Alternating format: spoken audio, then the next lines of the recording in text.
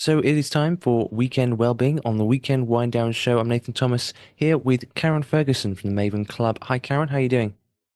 Hi, Nathan. I'm doing good, thank you. And how about yourself? I'm very well. I'm really enjoying the arrival of spring, to be honest. Hmm. I'm not a big fan of winter. I know some people love winter. I mean, don't get me wrong, there are Hmm. some great advantages during that time, but it's definitely my favorite season as sort of, I mean, we're in my favorite season essentially. So I'm feeling Uh-huh. pretty happy. That's good. I really like at this time of year the fact that the days just got longer again. Yeah. So it's really nice. I love going out for an evening walk Mm. and not feeling like you're battling so much with the elements. I mean, I live in Scotland, so there is a level of battling Yeah. with the elements, but there's something about the days just being that little bit longer, isn't there, that I really enjoy. It is nice being able to make, I guess, being able to be outside more because during winter it is a little bit harder. I mean, it's not that you can't Yeah. go outside, but it's going to be colder, wetter, probably windier, Yeah. and of course darker in the either end of the Yeah. day. So, yeah, Yeah. fantastic. Well, we've been looking at obviously on weekend well-being, how to look after our mental health. You've given us some Mhm. amazing advice on things like the 5-day encouragement. We looked at the Mhm. 5 steps to well-being by the NHS, and just last week we were talking about not, well, essentially not being too harsh on ourselves, being kind Mhm. to ourselves. Mhm. I mean, there's that great, well-known verse of the Bible, do unto others as you would have them do to yourself. And you can't be Very, kind, you can't practice that if you are really harsh to yourself, can you? yeah, that's so true. That's a good reminder, actually. Probably should get that one framed and put on the wall. Yeah, yeah. So, what is our focal point for this evening? Yeah, well, today I wanted us really to think about how we start and end well. Um, and again, a lot of this observation has come from my sort of professional environment that I'm in a lot of the time. But essentially, I first started to look at this when I was doing a lot of work with families. And what I would see, I'd recognize these sort of patterns of behavior where, again, it's a little bit like what we were talking about last week, where people can just be really harsh on themselves. That we tend to have this ability to hold on to the negative thoughts, and it feels sort of harder to grip onto the positive thoughts. Now, if if you were sort of a neuroscientist, you'd be able to talk about the pathways in our brain and you know what that looks like for negative thoughts versus positive thoughts. And I think there's all sorts of explanations, but in sort of more general lay terms, I think it's something like if you hear something negative about yourself, you'll believe it straight away. If you hear something positive, you might need to hear it 10 times before it starts to sink in. And I think that that's the reality that finds itself worked out in our daily lives. So, particularly when I was in the role where I was doing a lot of work with families and supporting families in terms of just, you know, kind of helping them to understand it's a tough role parenting. It's really hard, and you know it kind of throws all sorts of curveballs all the time. And every so often you feel like you might have just mastered one part, and then everything else kind of goes wrong.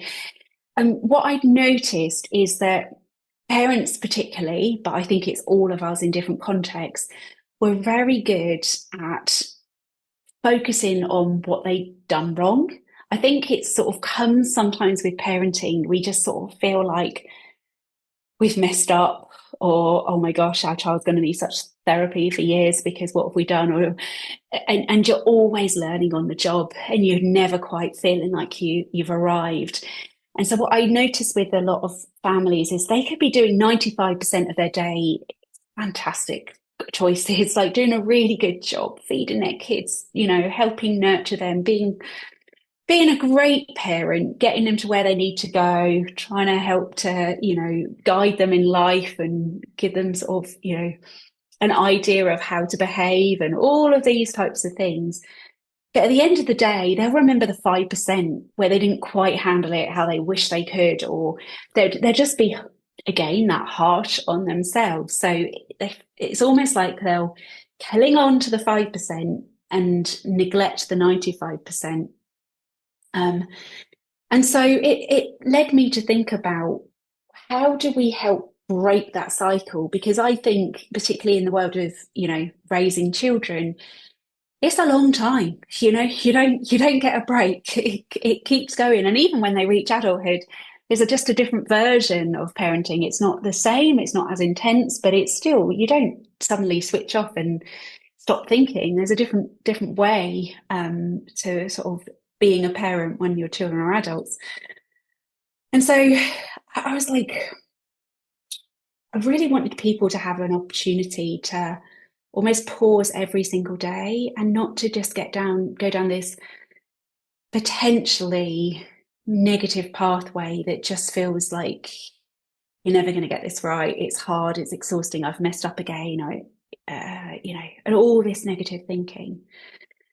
And so I felt that part of it was about getting reflective, but getting intentional as well. And so I introduced in some of the groups that I was leading, just this idea of at the start of the day, focusing on something that you want to flourish in today. So that might be, I want to get dressed, or it might be, I really want to just have 5 minutes playing with my kid or chatting with them or something like that. Just simple, achievable steps, but something you want to flourish in for that day.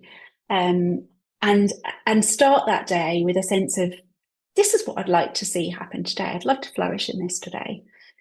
And then at the other end of the day, being able to sort of go, right, what do I need to forgive myself for today? So before going to sleep, going, okay, so that thing, yeah, I lost it. I shouted at them, or I did this, or, oh man, I forgot to get them to their after school club, or whatever it is. What do I need to forgive myself for? Um, and actually forgive yourself, hand it over and then just get over it. And then also, what can I celebrate? Because even if you've had the worst day, there'll be something in there. It's just that we stop noticing. So I'm talking about that in the context of parenting, but I feel this is relevant for all of us in every stage of life and in our context. But again, it comes back to looking after yourself, starting and ending a day well. It's not great for our sleep, which then has a negative impact on our well-being. If we're going to bed burdened, if we're anxious, if we're feeling, rubbish about things. So starting and ending well, what does that look like for you? Tomorrow morning, Saturday morning, how can you just wake up and think, I'd like to flourish in this thing today, but make it small and achievable. At the end of the day, if you don't achieve it, be quick to forgive yourself. But if there's anything else that you feel like, I can't believe that happened again, or I did that, just what is it that you need to forgive yourself for? And what can you celebrate? Let that be the last thing before you go to sleep. What is something in your day that you can celebrate? And I know that for some people, they are in such difficult circumstances and it feels relentless and it feels so hard and it feels as though, when is this ever going to end? And it might feel like that's easy for you to say, Karen, but I don't know what I can celebrate. I'm just trying to survive. Please try and forgive yourself for whatever it is that you're not happy about how you handled something that day, and just find the tiniest glimmer of something you can celebrate. Often it's that, hey, I could have lost it there and I didn't. Celebrate that you didn't, but let's start and end well. Start the day with an intentional thought or something you want to flourish on, because when we're intentional, it's much more likely to happen. And then reflect at the end of the day, giving yourself permission to be forgiven for something that you're not happy about, and then celebrating something that did go well. Mm, that's really great, Karen. Thank you so much. I think that's a really great practice for every one of us. I mean, you talk about the idea of parenting, and absolutely that is, I suppose that can be really especially intense in that regard.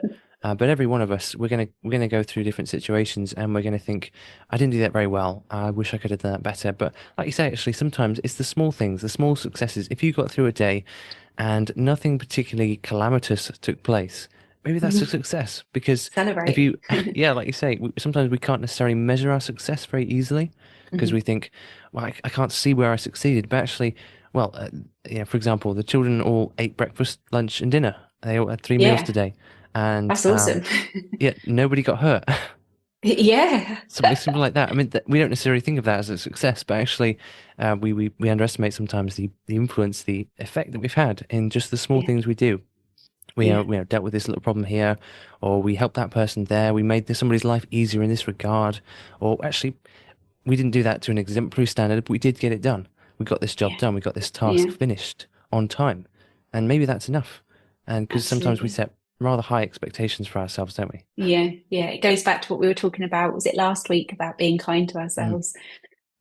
So yeah, we're really good at hearing and believing the negative and then sometimes being harsh. So yeah, looking after your well-being is about focusing on some of those positives or searching for them. Even if you have to dig deep, search for them because you will find some. You really will, mm. and celebrate those. Yeah, it might be worth asking somebody actually as well if you're really struggling. Ask somebody, did I do something well today? Can you point to that? And I'm Yeah, sure they'll be able to come up with something. that's a great tip, actually, Nathan, because I think sometimes, especially if we're really struggling with our mental health, it can be really hard to see anything. Mm, So asking somebody else for them to just find that, you could write this down at the end of the day. What do I need to forgive myself for, and what can I celebrate? And if you can't answer it yourself, go to somebody close to you and say, "Help me answer this because I need to see hope." mm. So yeah, great idea. Ask somebody else if you can't get there yourself. Yeah, and what you're saying about being intentional at the beginning of the day and just letting things go at the end of the day is really helpful. Being intentional. If you say, "Well, I'll do this if I get the chance," it's not likely to happen, is it? Yeah, But if you say, "Okay, absolutely. I plan to do this today. That's my intention. I want to be able to tick that off a list, or something. I want to tick it off a mental checklist by the end of the day," Mhm. more likely Yeah, to happen. So that very that much is, so. yeah, fantastic. Thank you so much, Karen. Good to hear from you again. I Thank hope you have you. a fantastic weekend. Speak again soon. Yeah, thanks, Nathan. Look forward to it. Have a good weekend.